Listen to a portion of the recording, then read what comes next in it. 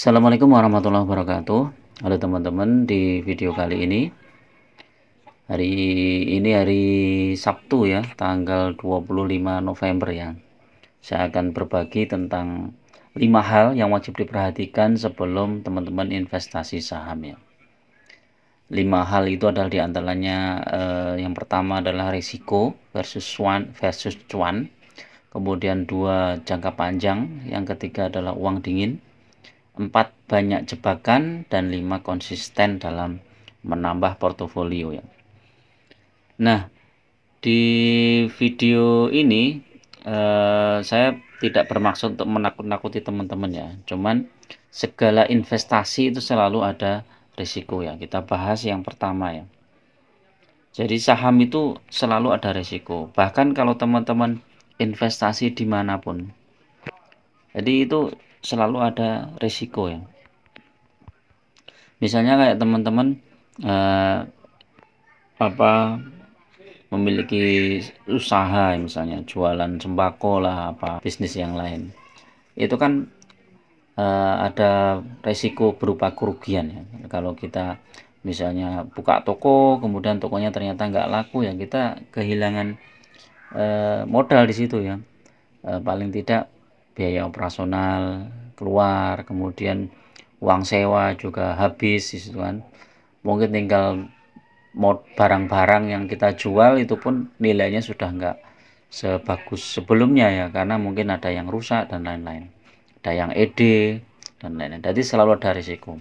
Nah, dalam bisnis saham atau investasi saham itu ada risiko juga teman-teman. Nah, risikonya apa?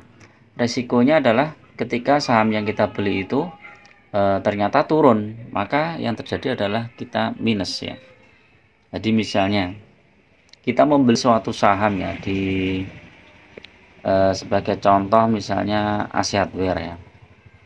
Aseatware ini kita beli saham Aseatware di harga 1.800 ya, mungkin 3 tahun yang lalu. Tapi ternyata sekarang tinggal 815 rupiah. Nah, ini resikonya teman-teman. Coba kita hitung dari 1.850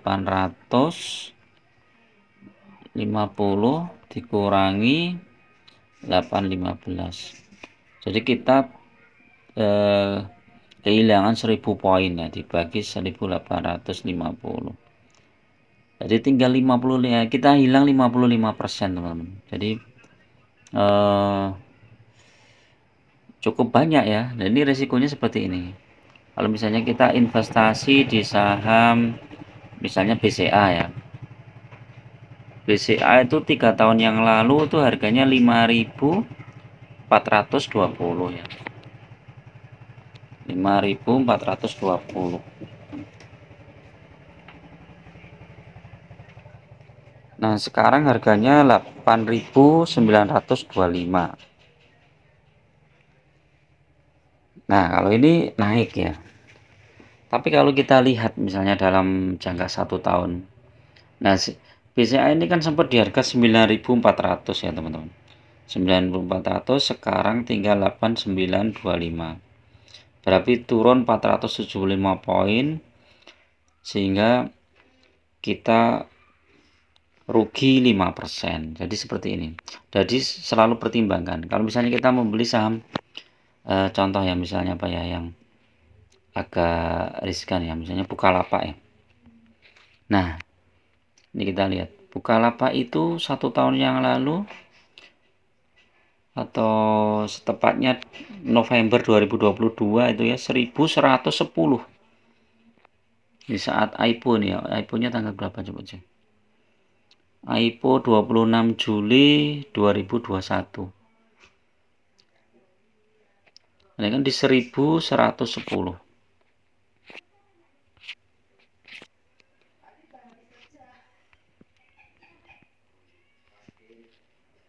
Dikurangi sekarang 210. Jadi kita hilang 900 poin dibagi 1.110.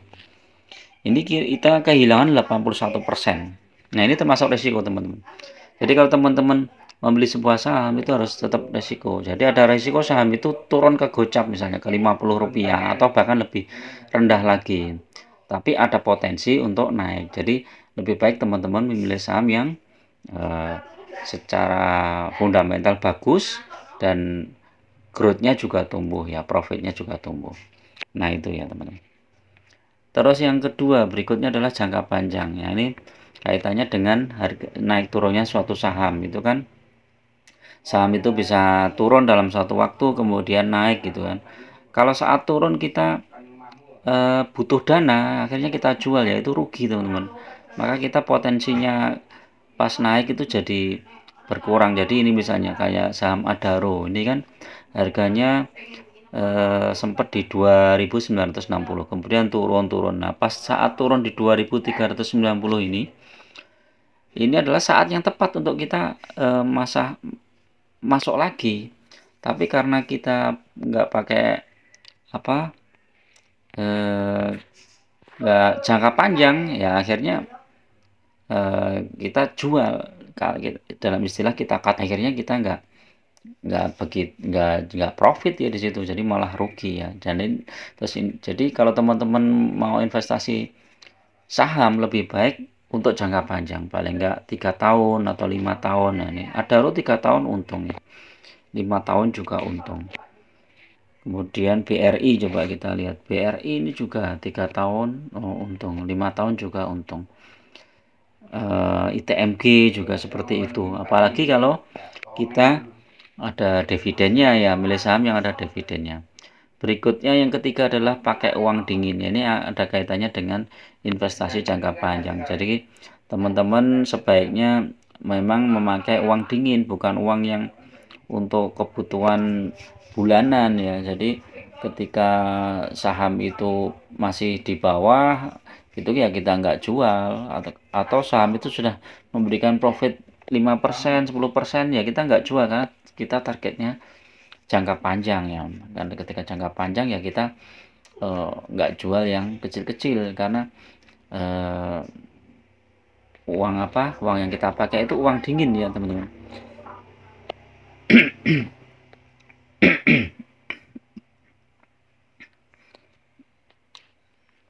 Sehingga fokus kita adalah bagaimana menambah jumlah portofolio kita.